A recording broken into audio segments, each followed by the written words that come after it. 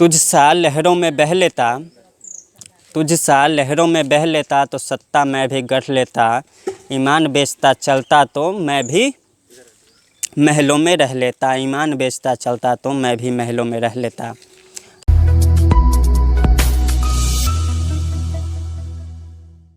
नमस्कार, मैं हूं अभिषेक ठाकुर और आप देख रहे हैं तिरहुत न्यूज़। अभी हम पहुंचे हैं मुजफ्फरपुर ज़िले के कांटी प्रखंड में।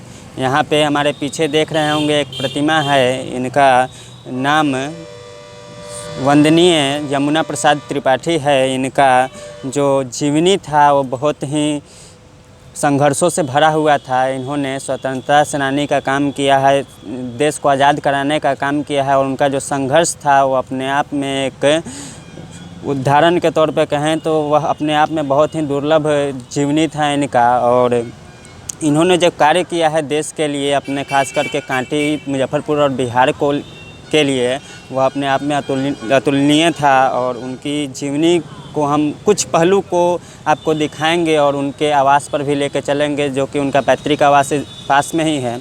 हम वहाँ पे भी चलेंगे और वहाँ की भी स्थिति दिखाएंगे जो अभी की स्थिति है। और उनका जीवन जो था वो बहुत ही यूँ कहें कि आर्थिक स्थिति उनकी ठीक नहीं थी। वह अगर कोई गांव का आदमी आता था और कहता था कि देसी लहजे में कि चाचा एगो काम बा, तो वो बोलते थे देसी लहजे में कि अच्छा ले ले, रिक्शा ले ले आवा, चले ले तोहर काम करवा दिले। ऐसा उनका विचार था, ऐसी उनकी भाषा थी। और उनका वेशभूषा की बात करें तो एकदम गांधीवादी वेशभूषा था उनका। और रिक्शा की सवारी, पान खाने के शौकीन, चाय पीने के शौकीन थे वो। और उनका जो मित्रता था उससे पर हम चर्चा यदि करें तो बड़े बड़े लोग से उनकी मित्रता थी। उनकी भेंट गांधी जी से हुई थी, इंदिरा गांधी से हुई थी, नेहरू जी से हुई थी। नेहरू जी के संदर्भ में एक वाक़या याद आता है। नेहरू जी यहाँ पे आए हुए थे जिस समय भारत में भीषण भूकंप आया था। उस समय नेहरू जी उनके साथ में भ्रमण करने के लिए गए थे, लोगों को क्षतिग्रस्त अवस्था में देखने के लिए गए थे कि क्या स्थिति हुई है भूकंप से भारत में।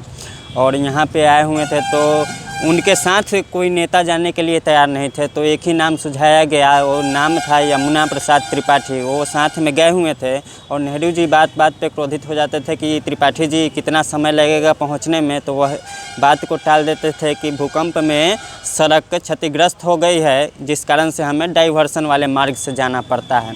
ऐसी ऐसी बहुत सारी बातें हैं इनके जीवन से जुड़ी हुई, उससे हम आपको उसका कुछ अंश आपको बताएंगे। और फिलहाल हम उनके आवास पे चलते हैं। बाज की ऊंची उड़ान देखी जाती है, उसके पैरों में लगे कीचड़ नहीं। अभी हम पहुंचे हैं उनके आवास पे, वंदनीय यमुना प्रसाद त्रिपाठी जी के आवास पे, पैतृक आवास पे। और यहाँ पे आप तस्वीर के माध्यम से देख सकते हैं कि उनका अभी का जो आवास है वो कैसा है। और जैसा कि हम चर्चा कर रहे थे कि कोई आता था उनसे मिलने और कहता था कि कोई काम बा नेताजी, तो कहते थे अपने मातृभाषा में कि जा रिक्शा लेके आवा तो चल ले तोरा जौरे। इसका मतलब यह था कि वह उस समय भी उनकी आर्थिक स्थिति कैसी रही होगी। इस बात से आप समझ सकते हैं कि वह जो आता था काम करवाने, उसी से रिक्शा वो अपने पैसा से लेकर के आता था। इससे आप समझ सकते हैं कि उस समय की उनकी आर्थिक स्थिति क्या रही होगी। और 1952 में पहला चुनाव हुआ था और कांटी के प्रथम विधायक के रूप में वह चुने गए थे। और लगातार 3 बार चुनाव जीता उन्होंने, विधायक बना। और सामाजिक राजनीतिक उनका जो कार्य था वह अपने आप में शब्दों में बयान नहीं किया जा सकता। उनका जो कार्य था वह शब्दों में बयान नहीं किया जा सकता। और हमारे साथ यहाँ पे कुछ एक व्यक्ति हैं, हम उनसे भी चर्चा करेंगे कुछ देर के बाद। और फिलहाल हम आपको तस्वीर दिखा रहे हैं चारों दिशा की कि क्या है अभी इनका आवास का स्थिति। और उनका एक वाक्य याद आता है कि वीर भगत सिंह के मित्र स्वर्गीय बटुकेश्वर दत्त उनके साथ बंदी गृह में थे। और के साथ जो समय उनका बीता था वह उन्होंने कहा था कि यह सज़ा नहीं है मेरे लिए, यह सौभाग्य है मेरे लिए कि उनके साथ हम इस काल कोठरी में अपना समय बिताए हैं। और कई बार बंदी रहे हैं अंग्रेज़ी शासन के द्वारा। आप 1921 में असहयोग आंदोलन, उसमें उनकी अच्छी भागीदारी रही है। 1930 में बंदी रहे हैं, 1932 में बंदी रहे हैं, 40 में बंदी रहे हैं, 42 में भारत छोड़ो आंदोलन में बंदी रहे हैं। वह अंग्रेज़ी शासन के द्वारा कई बार पटरियाँ उखाड़ी है उन्होंने। और विरोध प्रदर्शन जालियांवाला बाग हत्याकांड का हम देखें तो उसमें उनका विरोध प्रदर्शन जमकर किया था। उन्होंने अपने परचम के नीचे और परचम फहराया था पूरे कांटी में मुजफ्फरपुर। और मुजफ्फरपुर में जब गांधी जी आए थे, वो हरिजन स्कूल चला रहे थे, उस समय पे उनका संचालन कर रहे थे हरिजन स्कूल का। तो गांधी जी ने कहा था कि आप एक ब्राह्मण परिवार से आते हैं फिर भी हरिजन स्कूल का संचालन कर रहे हैं, यह बहुत बड़ी बात है, बहुत बड़ी उपलब्धि है। इसके साथ साथ एक वाक़या और याद आता है कि एक ही दिन में 360 स्कूल का खोल दिया था उन्होंने और सभी स्कूलों में शिक्षक की नियुक्ति कर दी थी। इससे बहुत बड़ा बवाल मचा था शिक्षा विभाग से लेकर के मुख्यमंत्री के पद तक कि एक दिन में 360 स्कूल खोला जाना, उसमें शिक्षक की नियुक्ति कर देना, इतना पैसा आएगा कहाँ से, बजट भी उतना नहीं था। फिर वह मुख्यमंत्री से मिलने गए तो मुख्यमंत्री क्रोधित हुए कि ऐसा कैसे कर दिया आपने त्रिपाठी जी। फिर त्रिपाठी जी बोले कि यदि हम सही काम किए हैं और इसके बावजूद हमें जेल हो जाती है तो हमें स्वीकार है। फिर वहाँ से आए और आते ही उन्होंने रेडियो पे सुना कि वो बजट घोषित कर दिया गया है, वो सारे स्कूल सुचारू रूप से चलने के लिए तैयार हैं। तो ऐसा कार्य उन्होंने शिक्षा के क्षेत्र में देखा जाए तो शिक्षा के क्षेत्र में उनका बहुत योगदान रहा है। साथ ही उन्होंने कांटी के सड़कों का निर्माण जो है उस समय पे बहुत अच्छा करवाया था। और एक सबसे बड़ी बात कही जाती है कि अल्पसंख्यक या फिर अति पिछड़ी जाति को और ब्राह्मण जाति के साथ में मिलाने का काम किया है। मुसहर के हाथ से पानी पिया है उन्होंने, और बहुत सारी चीज़ें हैं। अगर उनका जीवनी हमने पहले ही कहा है कि शब्दों में बयान नहीं किया जा सकता। अभी हमारे साथ एक व्यक्ति है, इनसे हम चर्चा करेंगे और पूछेंगे कि इनके अनुभव के हिसाब से कि कैसे थे वो। तो सब अति सरल स्वभाव के थे, सरल कोई स्वभाव हाँ के थे। कोई उनसे जाके मिलता था आराम से। अच्छा और उससे बात करते थे, कोशिश करते थे इसका काम हम करा दें। अच्छा। हाँ और जेल तो बहुत बार गए, जेल बहुत बार गए। हाँ हम 52 से हम देखे हुए हैं, 52 के इलेक्शन में भी उनके साथ थे हम। अच्छा अच्छा। हाँ तो उस समय मीटिंग वगैरह नहीं ना होता था। हाँ हम लोग जाकर सब लोग से मिलते थे। अच्छा। हाँ। मतलब सब लोग के दरवाजे पर एक आदमी के दरवाजे पर जाते थे। अच्छा, या फिर एक सार्वजनिक स्थान पर गोलबंद होकर के न उस तरह कहाँ होता था उस समय। अच्छा। घर घर मिलना। अच्छा। पॉपुलेशन बहुत कम न था उस समय। और आज़ादी के लिए उनका जो योगदान था उस तो कितना बार जेल गए, हम छोटे थे। अच्छा। तो सुनते थे से कल जाएंगे जेल। अच्छा। तो कल जेल जाएंगे ही हम समझ में नहीं आता था। बाद में हुआ जो माने अंग्रेज के खिलाफ बोलेंगे। अच्छा। तब इनका बारी है कल जेल जाने का। एक वाक्य याद आता है कि उन्हें एक भरथुआ कोई चौर है, भरथुआ चौर है। अच्छा, उनमें रख दिया गया था ताकि हाँ, यह मर हाँ, जाए। हाँ हाँ।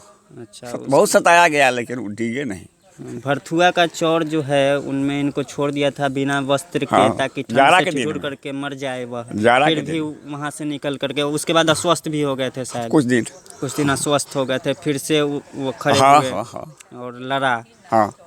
और कोई वाक्य आपको याद आता हो? और कुछ नहीं। अच्छा, उनसे वार्ता होती थी आपकी? हाँ। अच्छा। हमारे भाई लगते थे, बात कहीं नहीं हो। अच्छा। अगल बगल में घर है। मतलब वो बहुत किसी से भी बात मिलनसार थे, माने सीधा सरल स्वभाव के थे, जैसा कि आपने कहा। बहुत मिलनसार थे। अच्छा, गांधी जी से मिलना, इंदिरा गांधी से मिलना, नेहरू जी से मिलन उनका, वो किसी से मिल सकते थे। एक बार कहानी लोग सुनाया था। अच्छा। कि नेहरू जी मुजफ्फरपुर आए थे। हाँ। तो वो एक कार्यकर्ता चाहिए जो उनको रास्ता बता दे, मैंने फलाने जगह जाना है। तो रास्ता में जब पूछे उससे ये रोड कहाँ जाएगा तो नहीं मालूम, उतार दिए उसको। तो क्या हुआ जैसे तो इनको भेज दिया गया। अच्छा। तो उनको थोड़े मालूम था, ये अपना कुछ कहते गए, ये रोड फलाने जगह जाएगा, ये रोड फलाने जगह जाएगा, ये रोड फलाने जगह जाएगा। अब भाई हो गया इनका। अच्छा, नेहरू जी यहाँ तो पहली बार आए मुजफ्फरपुर में आए। अच्छा। हाँ। और उनको हाँ, नाम बताते चले गए कि ये गाँव में जाएगा, ये गाँव में जाएगा।